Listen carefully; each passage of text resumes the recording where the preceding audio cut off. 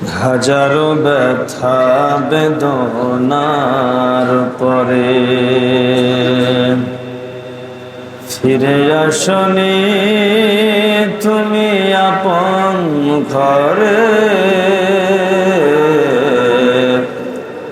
হাজারো ব্যথা বেদনার পরে ফিরে আসনি তুমি আপন ঘরে। দিনের আলো তুমি ছড়িয়ে দিতে চলে গেলে মদিনায় মক্কা ছেড়ে। হে রাসূল তোমাকে ভুলে আমি কেমন করে। হে রাসূল তোমাকে ভুলে আমি কেমন করে।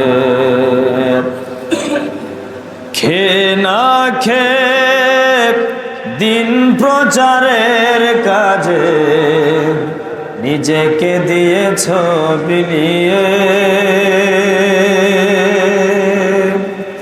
খেয়ে না খেয়ে দিন প্রচারের কাজে নিজেকে দিয়েছ বিলিয়ে। তায়েফের কাফেররা চিনল না সে আলো, দুষ্ট ছেলেদের পিছু দিল লেলিয়ে। পাথরের আঘাতে ক্ষত বিক্ষত হয়ে সারা শরীর থেকে রক্ত ঝরে। হে রাসূল তোমাকে ভুলি আমি কেমন করে। হে রাসূল তোমাকে ভুলে আমরা কেমন করে।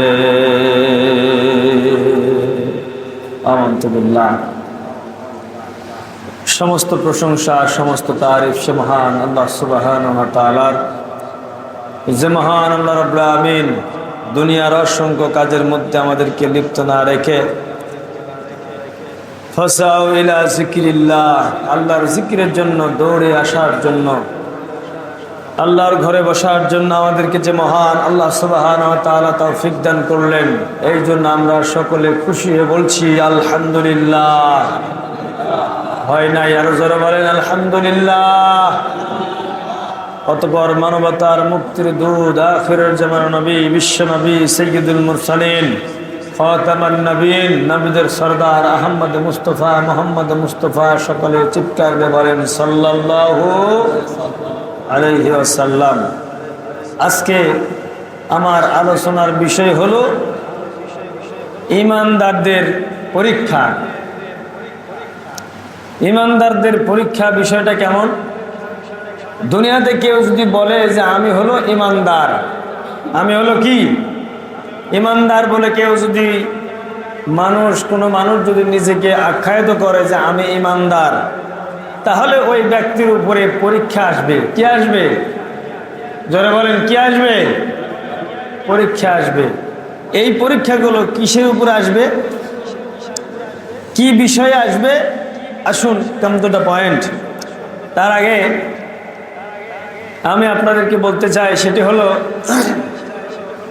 দুনিয়াতে আমাদের উপরে যদি কোনো রকম অর্থের যদি ঘাটতি হয়, ফসলের যদি একটু নষ্ট হয়, তাহলে আমরা অনেকে বলি না যে আল্লাহ দুনিয়ার কাউকে দেখতে পায় না, খালি আমাকে দেখতে পায়।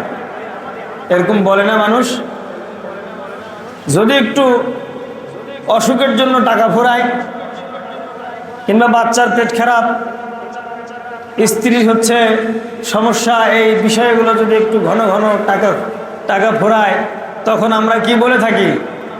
মানুষের আবেগ বিবেক নষ্ট হয়ে মানুষ তখন বলতে থাকে যে আল্লাহ দুনিয়ার কাউকে দেখতে পায় না, আমি গরিব মানুষ, আমার উপরে এই ধরনের ঝঞ্ঝাট আসে, আল্লাহ মনে হয় আমাকে দেখতে পায় না। বলেন নাউযুবিল্লাহ, জোরে বলেন নাউযুবিল্লাহ।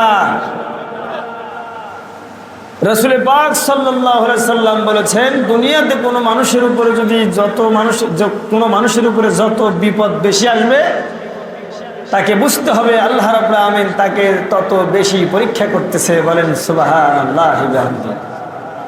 এই পৃথিবীতে অসংখ্য পয়গম্বর, নবী ও রাসূল এই দুনিয়াতে আগমন ঘটিয়েছেন আল্লাহ রাব্বুল আমিন পর্যায়ক্রমে বিভিন্ন কওমদের হেদায়েতের জন্য,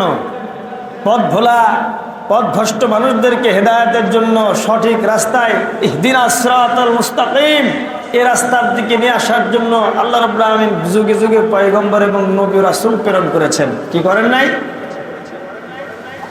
কিন্তু কোরআন কারীমের ভিতরে 25 জন নবী ও রাসূলের কথা আল্লাহ রাব্বুল আমিন রেকর্ড করে দিয়েছেন।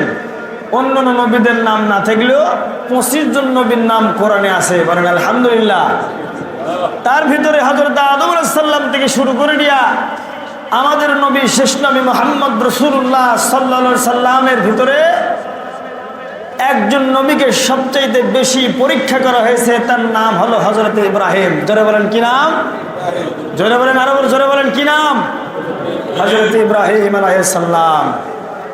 এত পরীক্ষা তাকে দেওয়া হয়েছে, কিন্তু কোনো পরীক্ষার সম্মুখীন হওয়ার পরে, পরীক্ষার সম্মুখীন বিপদ আপদের সম্মুখীন হওয়ার পরে কি বলছে যে আল্লাহ আর কাউকে দেখতে পায় না আমাকে ছাড়া? এরকম বলছে? বলে নাই। বরং আল্লাহর সন্তুষ্টি অর্জন করার জন্য, আল্লাহর ভালোবাসা অর্জন করার জন্য, আল্লাহর আনুগত্য নৈকট্য লাভ করার জন্য আল্লাহর বিধান এবং আল্লাহর আইন হুকুম অনুযায়ী সঙ্গে সঙ্গে হযরত ইব্রাহিম আলাইহিস সালাম কাজ করেছেন। বলেন আলহামদুলিল্লাহ। আল্লাহ রাব্বুল আমিন হুকুম করলেন, ইব্রাহিম তোমার নবজাতক শিশুকে নিয়ে, লম্বা ইতিহাস আপনারা সকলে জানেন, তোমার নবজাতক শিশু নিয়ে এবং তোমার প্রাণের স্ত্রী হযরত হাজরা আলাইহিস সালামকে নিয়ে এক জায়গায়, মরুভূমির এক জায়গায় রেখে আসো। মরুভূমির এক জায়গায় রেখে আসো বলতে, এতদিন আমি হাদিস কোরআনে পড়ছি যে মরুভূমির এক জায়গায় রেখে আসো, কিন্তু কোন জায়গায় রেখে আসছে, কোন জায়গায় দাঁড়ায়ছিল, কোন জায়গায় হযরত ইসমাঈল আলাইহিস সালামকে নিয়ে উনি দাঁড়ায়ছিলেন, আল্লাহ রাব্বুল আমিন স্বচক্ষে আমাকে দেখার সুযোগ দিয়েছেন। বলেন আলহামদুলিল্লাহ। অনেকে মনে করছে যে আমি বিদেশ খাটার জন্য গেছি, এটা আপনারা ভুল শুনেছেন। আমি 15 মাসের ভিসা নিয়ে গেছি, যে আমি ওই রদ দেখাও হবে, পলা বেচা হবে, কিন্তু আল্লাহ রাব্বুল আমিন সবার ভাগ্যে সব দিয়ে জয়লাভ করাবে না। এই যে পরীক্ষা,